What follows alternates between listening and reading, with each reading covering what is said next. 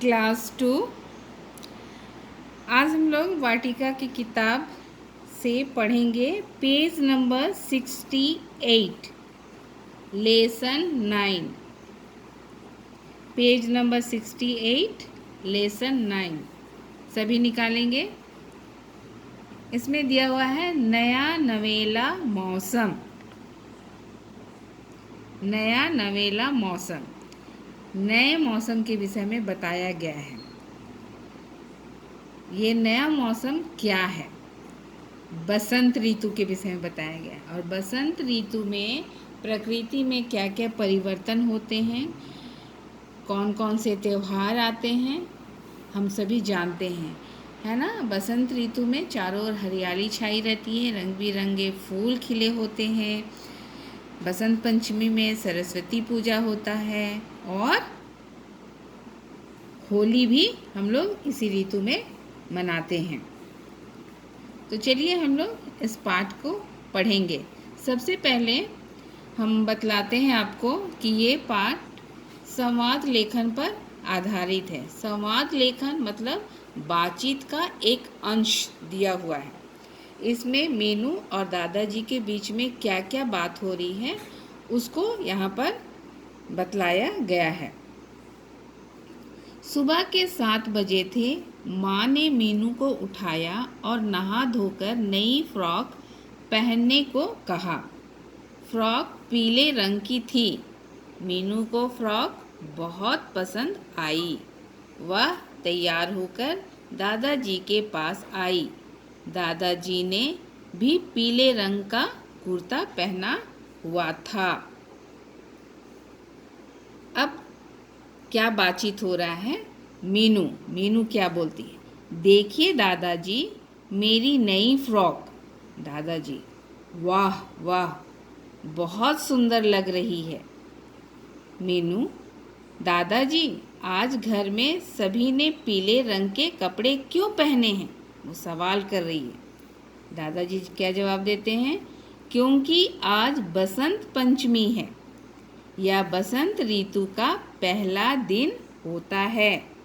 बसंत ऋतु सर्दी और गर्मी के बीच का मौसम होता है। बसंत पंचमी, जैसे ही बसंत ऋतु शुरू होता है उसका पहला दिन क्या कहलाता है? बसंत पंचमी कहलाता है। और बसंत ऋतु सर्दी और गर्मी के बीच का मौसम होता है, यानी कि इस मौसम में ना ज़्यादा ठंड लगता है ना ज़्यादा गर्मी लगती है। मीनू बोलती है, मतलब बसंत ऋतु में ना तो सर्दी होती है और ना ही गर्मी, तो फिर कैसा मौसम होता है दादाजी? आगे देखेंगे दादाजी क्या जवाब देते हैं। इस ऋतु के आने पर सर्दी कम होने लगती है और मौसम सुहावना हो जाता है। मीनू, चलो बाहर बगीचे में चलते हैं। वहाँ तुम महसूस करोगी कि मौसम में क्या बदलाव आया है। यानी कि ठंड के बाद ये ऋतु आती है ना। और इस ऋतु में क्या होता है? सर्दी, यानी कि ठंड कम लगने लगती है। मीनू बोलती हैं, चलिए दादाजी। दादाजी बोलते हैं, देखो मीनू, पेड़ों पर कितने नए और चमकीले पत्ते आ गए हैं। चारों ओर फूल ही फूल खिले हुए हैं।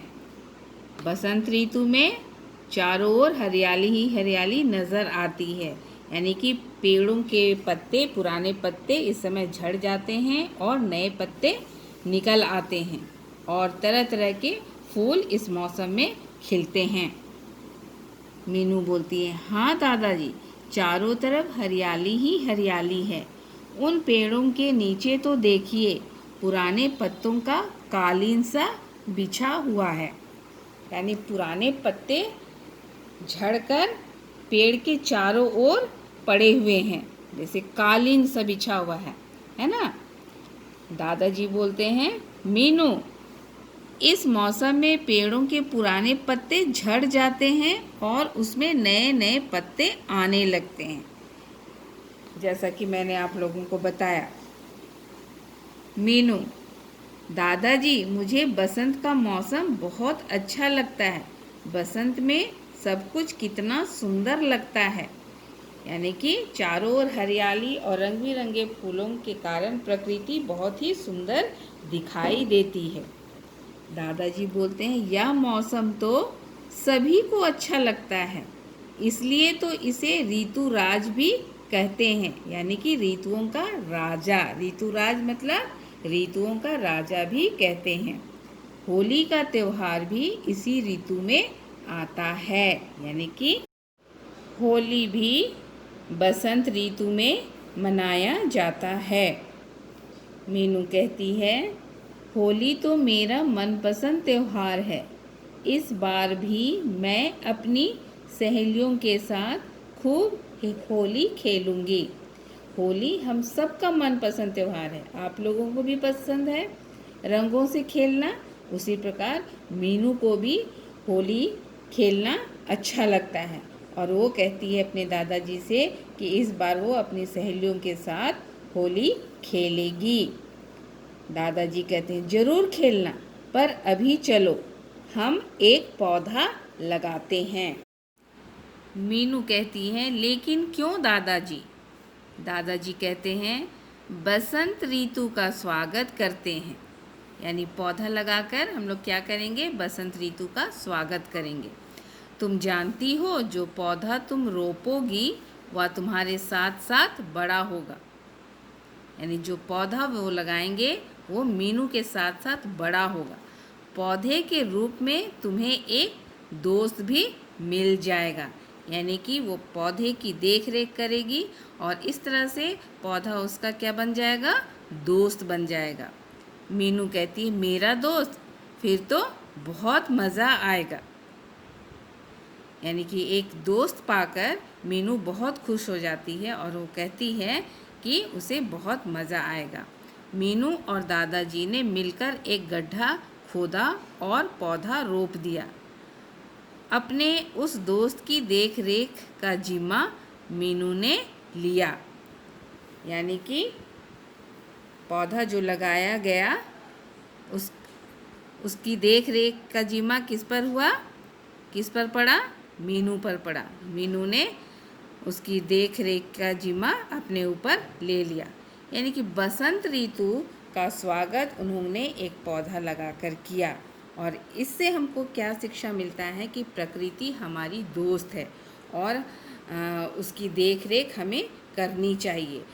पेड़ पौधों को लगाना चाहिए, उनकी सेवा करनी चाहिए, ना कि पेड़ पौधों को काटना चाहिए, क्योंकि प्रकृति से हमको बहुत कुछ मिलता है। तो आपका होमवर्क है इस पाठ को अच्छी तरह से पढ़ना और मीनू और दादाजी के बीच में क्या संवाद हुआ, क्या बातचीत हुआ, इसको समझना। और जो भी कठिन शब्द इस पाठ में आए हैं उसको अंडरलाइन करना और लिखकर उसका स्पेलिंग याद करना।